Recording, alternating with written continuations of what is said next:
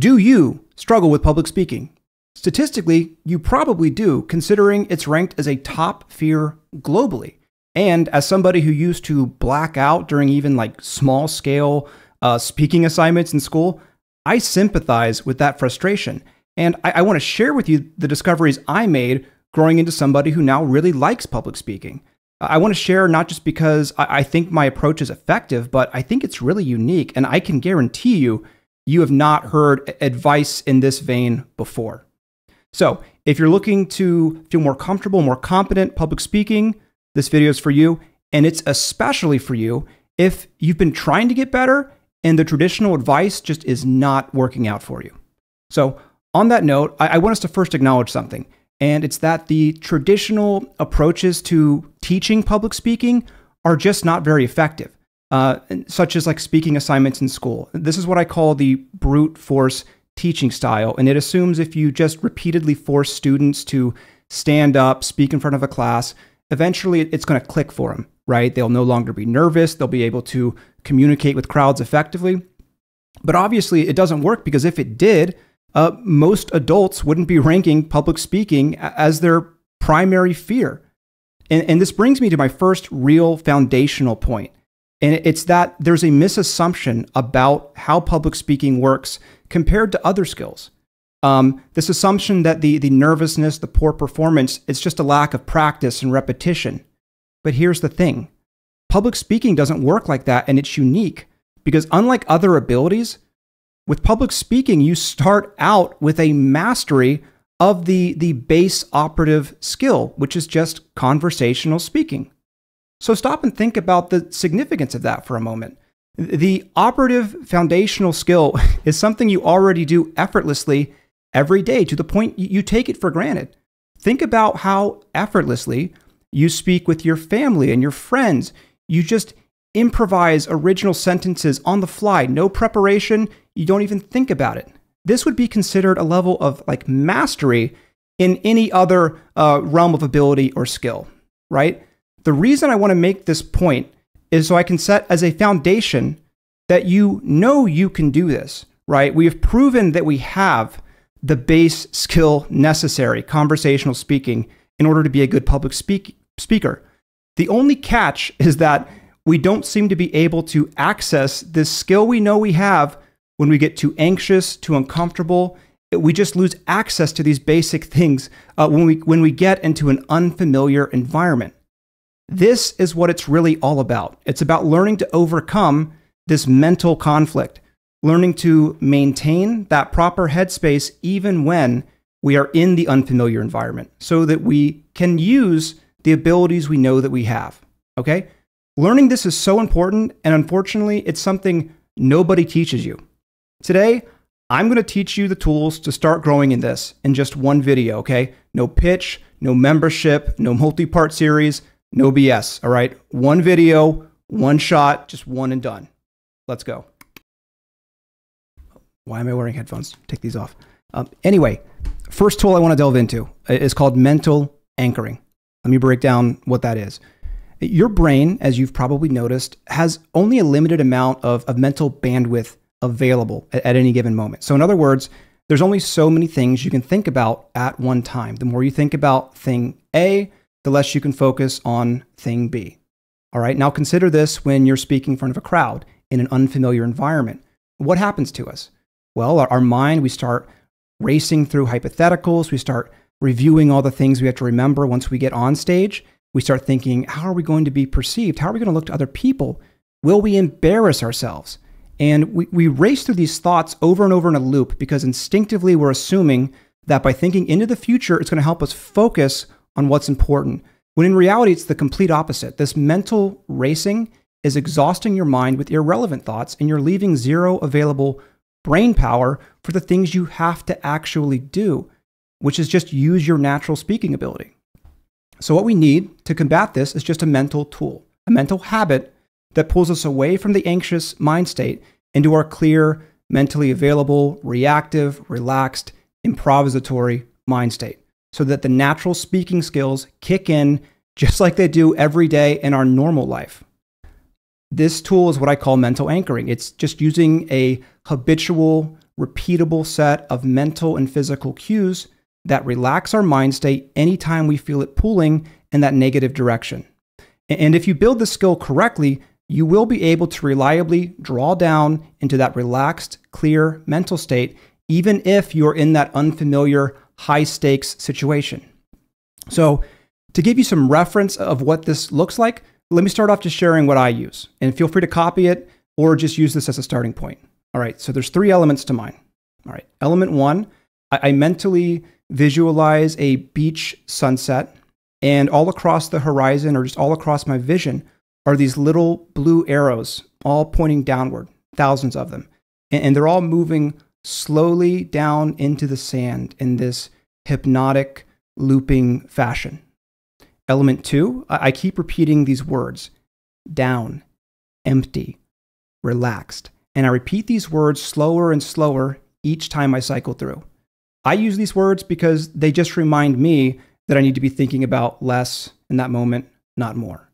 And then element 3, I slow my breathing and I listen to how slow my breathing is becoming as I go slower and slower. All right, so that's what works for me, but it's really arbitrary. It's going to be personalized for you, and there likely will be some trial and error refining it to work best for you. The important thing is just that you can remember to use it consistently so you start building that mind-body association to these triggers. I settled on my routine maybe 10 years ago, and it's like still my best friend. In a normal day, I could be using this 10 times minimum, or if it's a day where I'm in an unfamiliar environment, such as a conference or event, I could be using it 100 times in a day. In fact, I'll even use it like mid-conversation with somebody if I notice myself slipping. Does that sound like a lot? Well, I notice my mind wanting to get nervous a lot, so I use it a lot. That's the point. That's the relationship we're trying to create with this tool. Okay, so that's the first half, establishing a repeatable set of prompts. The second half is just developing awareness of our mental state so that we can notice which direction it's headed in moment to moment, especially when stakes are high and we know we're likely to get nervous in a situation. Because ultimately, no technique is useful if you aren't noticing, if you're not aware of the times you need to be using it. So what I want you to do is get used to looking inward several times per day. So you ask yourself, at this point in time, is my mind state moving toward becoming more relaxed and clear, or is it moving the other way toward becoming more preoccupied, anxious, locked up?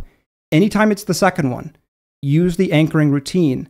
And this could be whether you're studying, you're at home playing video games, you're in some sort of competition. It really doesn't matter. The point is that the more you notice and then remember to use the technique, the stronger your mind and body will build up this association. And the best part about developing this is it has a universal benefit. It's not only going to help you with public speaking, because remember, every skill you have performs best when you're relaxed and you're clear-headed. And if you want to live a life where you're always performing at your potential, the most fundamental skill you need to learn is noticing your mental state and then having a routine that brings it back into that relaxed, clear space. All skill development is ultimately meaningless if you're getting mentally locked up at the moment you have to use your skills. My next advice is a little different than the rest because it's something physical and like immediately practical. It's about properly supporting your public speaking through your preparation in a way that offloads as much mental burden as possible, but like without negatively, distracting you. So let's start by just delving into the most basic thing that we learned in school, just creating an outline. We've all done this. You create like a master document that breaks down, what your communication objective is, what you want to tell the audience, what your different sections are going to be, what order the different sections come in. You write down an outro, et cetera. That's great. Outlines are great, and they are necessary for figuring out what we want to do. The shortcoming is that they don't provide us with any live support because you can't bring an outline on stage with you. This is where note cards come in. And note cards are what I think of as like the ultimate public speaking security blanket. And I say that because it's a support tool that is like always available to you. I've never seen a public speaking context where it's not appropriate to bring note cards up with you. In fact, I think to like average audiences, to most audiences, carrying note cards actually reads as like very professional, like maybe more professional than not bringing anything. So it stands to reason that since they're always appropriate, we should get good at using them and setting them up properly. It's never going to harm you. If you decide you don't want to look at them when you get up there, you have that choice. They're just a backup plan that ensures you never get stuck. And as long as you follow the most important rule, don't commit the cardinal sin of public speaking, and that is writing sentences on your note cards.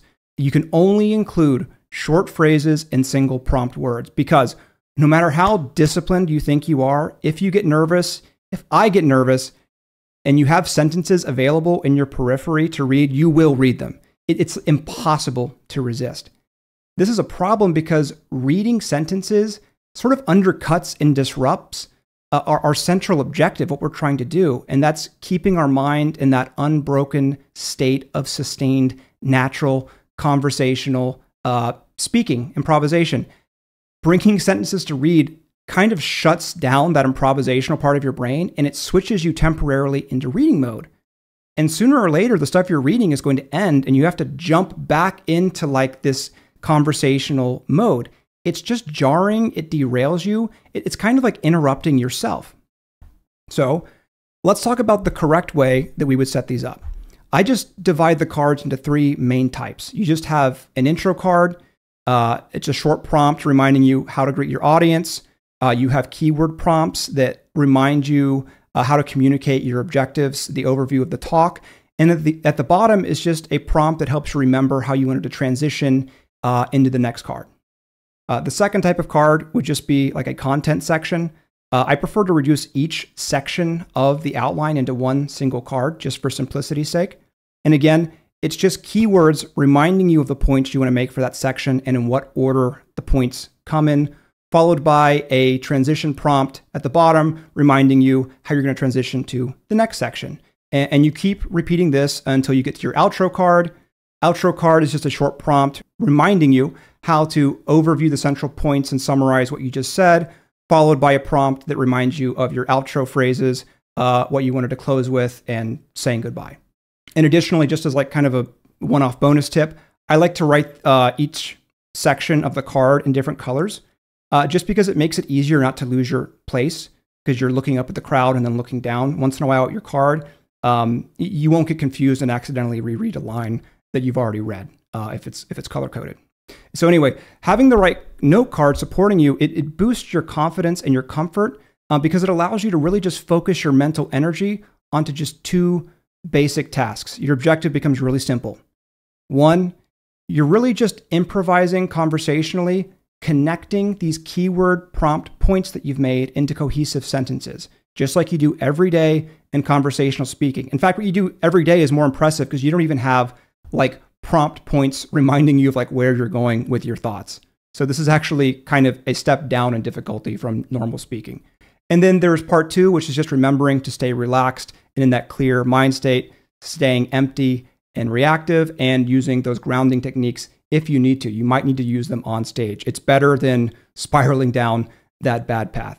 Stay relaxed, fill in the gaps. That's all you got to do. Okay, so what I want to talk about next is the importance of acceptance. In this case, that would be the importance of accepting and coming to terms with the fact that we are going to feel temporarily different than we are used to feeling whenever we get up in front of people. This is important for me to cover because I think there is a wrong assumption that becoming a good speaker is about striving to feel normal when you're on stage. And I reject that that's even possible. I think it's unavoidable that if you're in an unfamiliar environment, you are going to feel an unfamiliar way. The goal should be accepting that you feel different so that your mind and body can quickly adjust to the new environment. This will allow you to feel comfortable in spite of feeling temporarily different.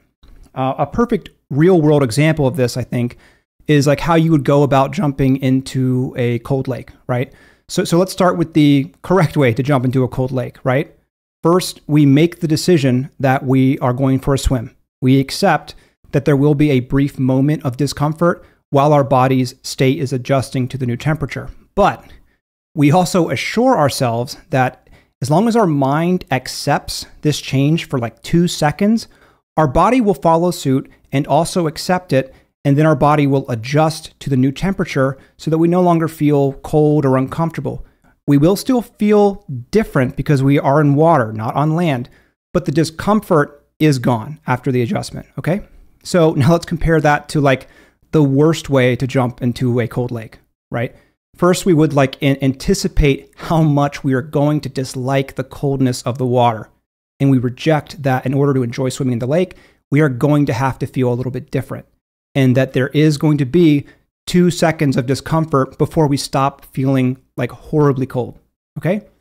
Part 2 would be we jump in and then we just immediately regret it. We wish things would go back to normal. We flail around, we're shivering, we want to get out. And all in the meantime, our friends who just accepted that the 2 seconds of discomfort and being cold, they're no longer cold at all because their body adjusted in just 2 seconds of acceptance, right? So I need you to accept that there is an element of faith necessary here, right? There's faith in what I'm telling you, but also more importantly, just faith in yourself, right? The reason you are okay with jumping into cold water is because you have a level of confidence that your body will do its part and adjust as long as you accept the moment temporarily. But on the flip side, if we don't prepare to feel different and accept feeling different, our body's going to follow that mental cue, follow suit, and shut us down. The final and perhaps most important component I want to cover universally applies to growing in any area of your life, and that is learning to develop a growth-based mindset and, most importantly, overcome our vulnerability to shame. All right, so what do I mean by shame?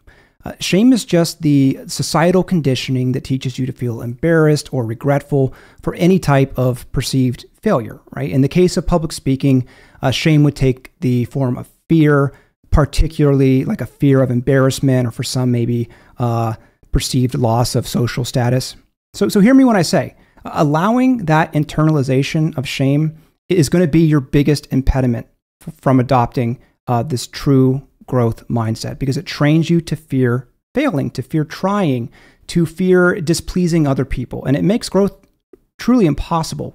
Like, remember, we aren't on this planet very long. We don't have time to play any games that don't offer upside. We cannot afford to put energy into things that don't benefit us or don't benefit people around us, right? So this brings us to the central question then. How do we undo the social conditioning that gives us this fear of failing, right? And the first step is kind of simple. It's just deciding that we are going to change these guiding beliefs and assumptions we have. And even more importantly, that we are going to get in the habit of reminding ourselves of the new rationale we're using to support these new assumptions and beliefs. All right? So here's the way we are going to justify and change our perspective. Okay? First, we're going to make an acknowledgement that it is positive for us to grow and challenge ourselves, whether that be growing our personal integrity or skill sets. We have to acknowledge that any type of growth is going to require taking risks and frequently failing, right? Second, if we make the assertion that growing is a positive thing, it stands to reason that anything that then needlessly restricts growth, shame in this case, isn't only bad, but it's pointless. It's something that gives you nothing in return for your investment into it, right? No one's going to send you a check in the mail for feeling fearful and insecure. You just end up getting stuck. You end up limiting your own potential. Third, we have to make kind of a hard acknowledgement that our society and our environment is kind of immature and underdeveloped in this area, right? We can rationally deduce that any societal instinct that shames individuals for attempting to challenge and grow themselves is an objectively irrational society, because stunting personal growth, it harms everyone, and there is no benefit. And finally, we need to decide that just because our environment has perhaps internalized this growth-limiting attitude, it doesn't mean we have to accept it as well. We can train ourselves over time to stop participating in these systems that limit us, right? And instead, internalize a growth-based mindset that really has unlimited upside. So just by reconfiguring our perspective, minimizing the sensitivity to shame, focusing on growth, an amazing benefit is that we end up actually removing a lot of the pressure we'd originally put on ourselves to perform, in this case, performing in public speaking, but really for anything, right? So now instead of being nervous over the prospect of failing, we can view every possible outcome as a positive one, right? Let me explain. Well, let's say you have the good outcome, right? Let's say you perform above expectations. Great. Mission accomplished. Congratulate yourself for persevering, meeting the challenge and succeeding. Move on to the next challenge in your life, okay? But what about the other occurrence? On the flip side, you perform below expectations. Okay, well, now we just see it as you get to grow by becoming more mentally tough, more resilient. And you can now learn from the technical mistakes you made to then improve the next time you try, okay? So let me tie this back to a personal moment of growth that I had. And it was one of my most profound moments. And it was an incident in where I failed so spectacularly in front of people. And then at that moment, I realized that I'd reached this point that I'd just become completely impervious to the audience's expectation that I feel shame, right? That I should feel embarrassed. And in that moment, I realized an entire crowd of people, had no power over my feelings or emotions was actually like quite profound. Anytime you reverse something you've had since childhood, it is going to be a profound moment. It feels like a new chapter in the evolution of your life. And I only bring up the story just to remind you about how we're hedging our bets perfectly. Because on one hand, sure, winning is going to be nice, but on the other hand, only failures are going to bring you closer to that profound moment. Okay, review time. Let's bring it home. First, school has failed you. Public speaking does not work like other skills, and it's something you've already proven you can do, right? It's just a matter of learning how to control your mind state and how to properly support yourself. Next, it's learning mental anchoring. You have to develop a routine that grounds you in a familiar, relaxed headspace so that you can access your skills even when you are in that unfamiliar environment. Next, we have note cards, the ultimate security blanket and support tool. Always bring them up with you. If you don't end up needing them, that's fine. Don't look at them. Fourth, we have acceptance. It sounds like a simple thing, but it is important that in the moment and before we go on, that we accept that unfamiliar environments will make us feel different. And we have to focus our mind on anchoring ourselves to be as relaxed and accepting of this as possible. And if you can just manage to accept it and relax for a few moments, your body will follow suit and adjust, just like jumping into cold water. And finally, we have the big one. That would be starting your journey to learning how to resist shame. And that's making a conscious acknowledgement that a growth-focused mindset is incompatible with shame. And acknowledging that little by little, we can retrain ourselves to view failure as a growth vector. And more videos on this in the future where we'll be going into more detail. Anyway, with that, thank you so much for watching. You are a real one sticking with this all the way to the end. My purpose making this video was just to share personal breakthroughs that I found really helpful. And I thought maybe others could find some value in it as well. So whether this video helped you improve at something or conversely, it ruined your life and you're now watching it from a jail cell, either way, I would love to hear about it. And I'm always available to give supportive feedback. With that, be healthy, be safe, and for the love of God, please cut yourself some slack. Bye-bye.